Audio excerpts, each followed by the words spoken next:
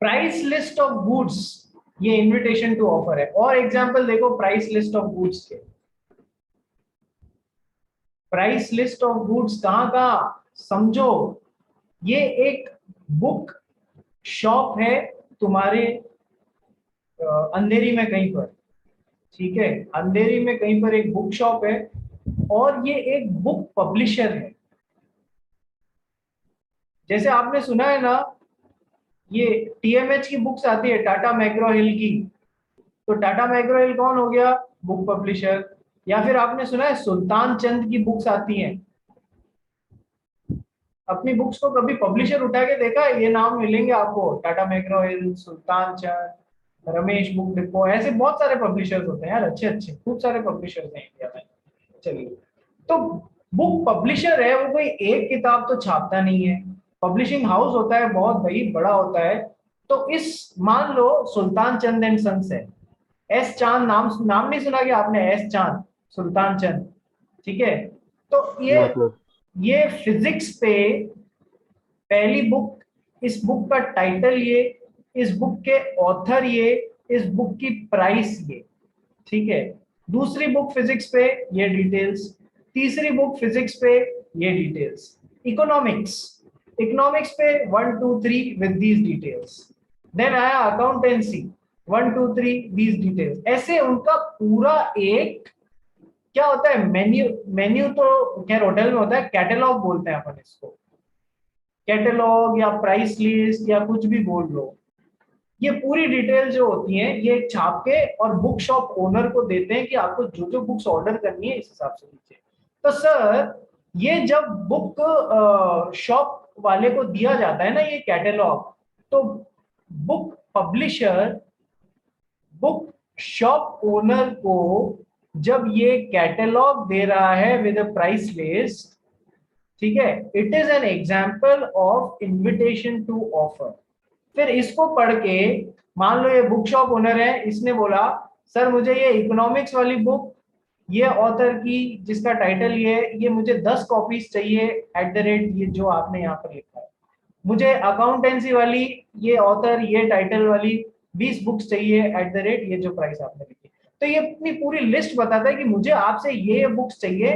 तो ये क्या कर रहा है, उस इनविटेशन टू ऑफर के प्रति बुक शॉप ओनर अपना ऑफर दे रहा है। और बुक पब्लिशर के पास में हो सकता है कुछ बुक्स अवेलेबल हो, कुछ बुक्स नहीं हो। तो सर जो अवेलेबल है उनके लिए तो ऑफर एक्सेप्ट हो जाएगा, जो अवेलेबल नहीं है उनके लिए रिजेक्ट भी कर सकता है या पूरे के लिए भी रिजेक्ट कर सकता है, कोई दिक्कत नहीं है। लेकिन अपने को पॉइंट क्या पकड़ना है, जैसे कि display of goods in a showroom और shop with a price tag, जैसे कि menu card in a hotel, वहां बेचारे निनाद को भूखा आना पड़ सकता है, पाव भाजी के सपने लेके गया था, कुछ नहीं मिला इससे, ठीक है, सारा खाना लोग खा गए। 31 दिसंबर को लेट जाता है तो फिर यही होगा, ठीक है। उसी तरीके से सर ये जो कैटलॉग या प्राइस लिस्ट डिटेल ये जो है ना, this is an example of invitation to offer. तो पब्लिशर ने बुक शॉप ओनर को इनवाइट किया, बुक शॉप ओनर ने पूरी लिस्ट बताई, मेरे को ये इतनी कॉपीज चाहिए, तो वो ऑफर दे रहा है। बुक पब्लिशर उस ऑफर को एक्सेप्ट भी कर सकता है, रिजेक्ट भी कर सकता है, ठीक है। ये price list is not an offer from publisher to shopkeeper. Otherwise जो ये ऑर्डर दे रहा है वो एक्सेप्टेंस बन जाता और कॉन्ट्रैक्ट बन जाता कि बुक पब्लिशर को अभी बुक्स देनी ही पड़ेगी। क्या ये बात समझ में आई तुमको, ये वाला पॉइंट, ये 2 पॉइंट्स क्लियर हुए कि नहीं हुए? Yes sir. बाकी ये 4 पॉइंट्स, यस सर। ठीक है, क्योंकि इनको समझाने में एक दो में थोड़ा सा टाइम लगेगा, इतना अभी टाइम बचा नहीं है।